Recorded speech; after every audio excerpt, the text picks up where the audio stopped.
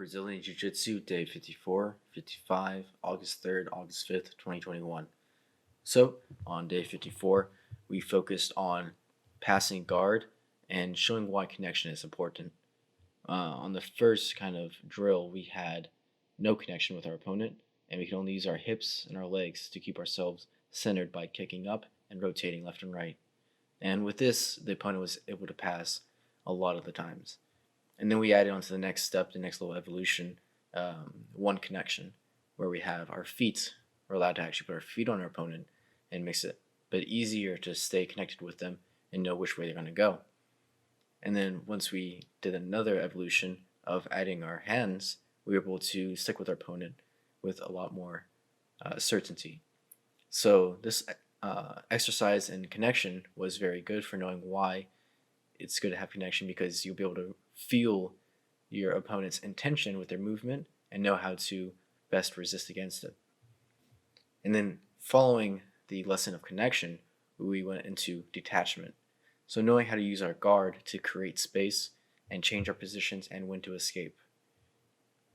And then on day 55, we used Kimura from half guard, and we used that as a positional control tool to get us from half guard to side control to rear take, and working a bunch of different variations where we can submit with just having the Kimura grip.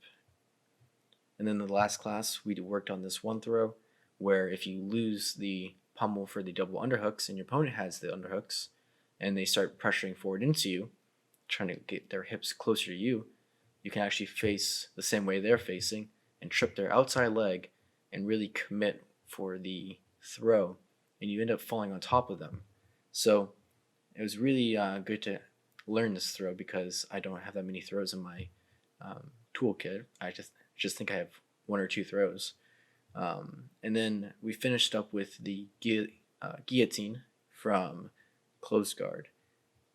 So one little detail that I didn't really work on or ever focus on was being on my side when finishing the guillotine.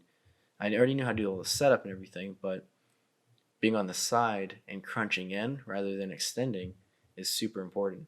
It made it a lot tighter, and I can use more of my obliques and my body rather than straining my arms and tiring them out.